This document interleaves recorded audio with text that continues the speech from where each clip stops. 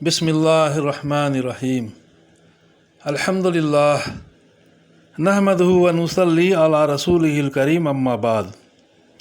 السلام علیکم ورحمۃ اللہ۔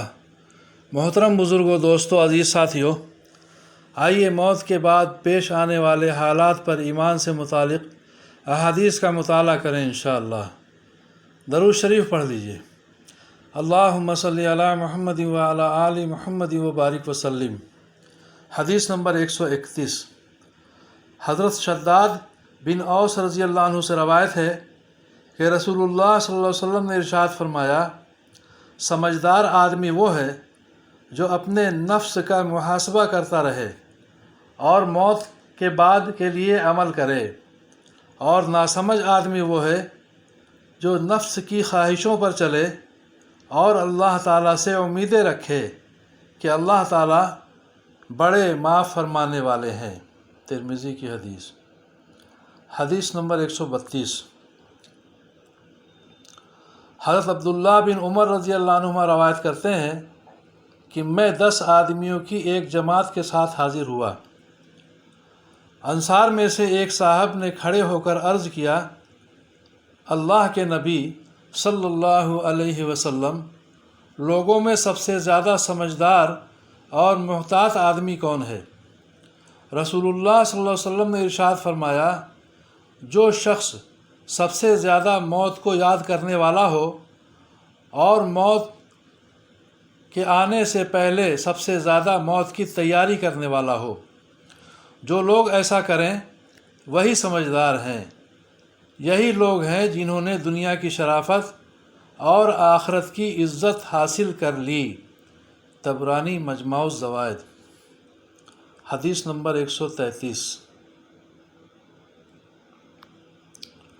حضرت عبداللہ رضی اللہ عنہ فرماتے ہیں کہ ایک مرتبہ رسول اللہ صلی اللہ علیہ وسلم نے مربع یعنی 4 لکیروں والی شکل بنائی، پھر اس مربع شکل میں ایک دوسری لکیر کھینچی جو اس مربع سے باہر نکل گئی، پھر اس مربع شکل کے اندر چھوٹی چھوٹی لکیریں بنائیں،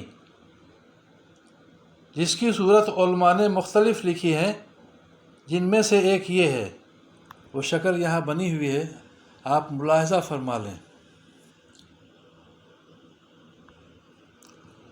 اس کے بعد نبی کریم صلی اللہ علیہ وسلم نے ارشاد فرمایا، یہ درمیانی لکیر تو آدمی ہے، اور جو مربع لکیر اس کو چاروں طرف سے گھیر رہی ہے وہ اس کی موت ہے کہ آدمی اس سے نکل ہی نہیں سکتا، اور جو لکیر باہر نکل رہی ہے وہ اس کی امیدیں ہیں کہ وہ اس کی زندگی سے بھی آگے ہیں، اور یہ چھوٹی چھوٹی لکیریں اس کی بیماریاں اور حادثات ہیں۔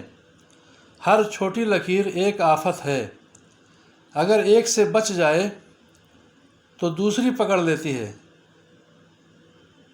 اور اگر اس سے جان چھوٹ جائے تو کوئی دوسری آفت آ پکڑتی ہے۔